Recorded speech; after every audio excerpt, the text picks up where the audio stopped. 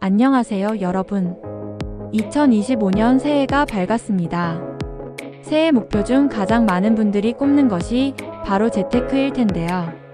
그렇다면 올해 재테크 계획에 꼭 넣어야 할 중요한 변화들, 바로 금융정책 변화입니다.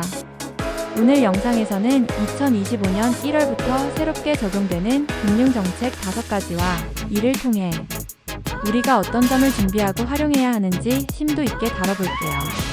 특히 이 영상은 개인 투자자뿐만 아니라 청년, 자영업자, 그리고 법인 운영자까지 모두에게 필요한 내용입니다.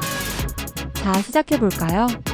첫 번째로 이야기할 금융 변화는 바로 예금 보완도 상향입니다. 기존에는 여러분이 한 금융회사에 예금한 금액 중 5천만 원까지만 보호받을 수 있었습니다. 하지만 2025년 1월 이 금액이 1억 원으로 상향됩니다. 왜 이 변화가 중요한가요? 예금 보호 제도는 우리가 은행에 돈을 맡길 때 마음 놓을 수 있게 해주는 제도입니다. 은행이 혹시라도 파산하게 되더라도 예금보험공사가 보호 한도 내에서 여러분의 돈을 보장해줍니다. 하지만 기존 5천만 원은 요즘 같은 고물가 시대에 다소 부족하다는 지적이 많았죠. 이제는 1억 원까지 보호받을 수 있으니 더 큰 금액을 은행에 예치할 때도 마음이 놓이겠죠. 특히 목돈을 관리하는 분들이라면 분산 예치 전략에서 조금 더 자유로워질 수 있습니다.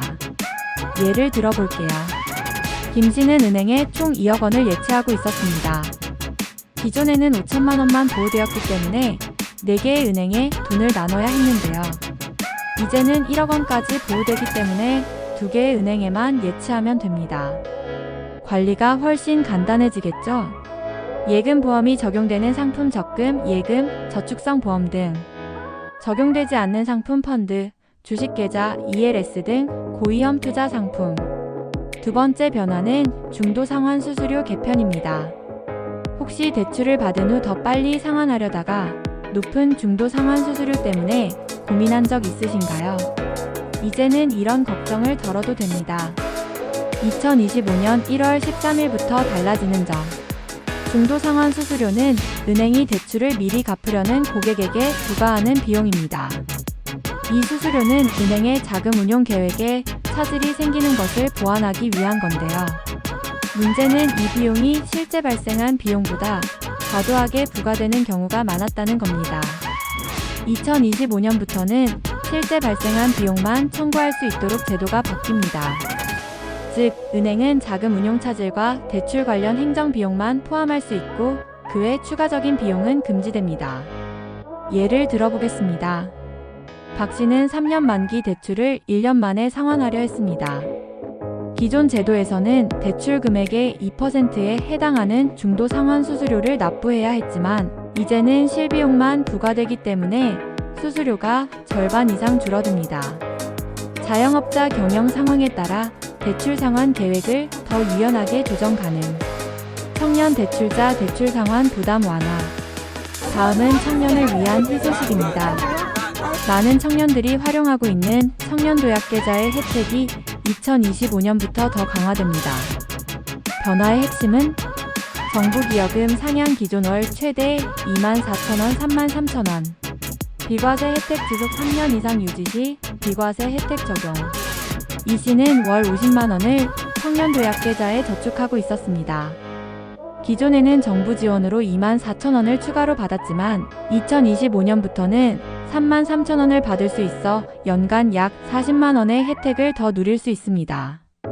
2025년 1월 2일부터는 법인 계좌도 오픈뱅킹에서 관리할 수 있습니다.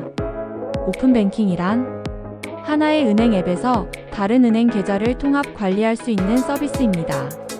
기존에는 개인 계좌만 가능했지만 이제는 법인 계좌까지 포함됩니다.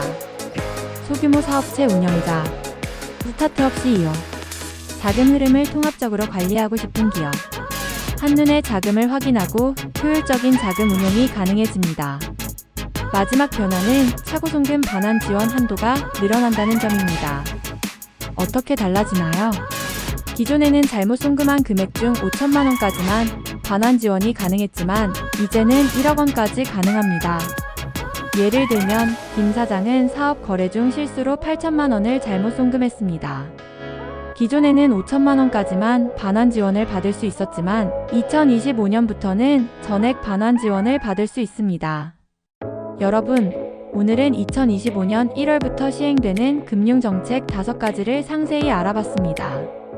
이 변화들은 모두 우리의 금융생활을 더 안전하고 편리하게 만들어줄 중요한 변화들입니다. 예금 보호 한도 상향, 중도상환 수수료 개편, 청년도약계좌 기여금 확대, 오픈뱅킹 법인계좌 통합, 사고손금 반환 한도 확대. 이 정책들을 잘 활용한다면 여러분의 재테크 전략은 한 단계 더 업그레이드 될 것입니다. 궁금한 점이나 더 알고 싶은 내용이 있다면 댓글로 남겨주세요.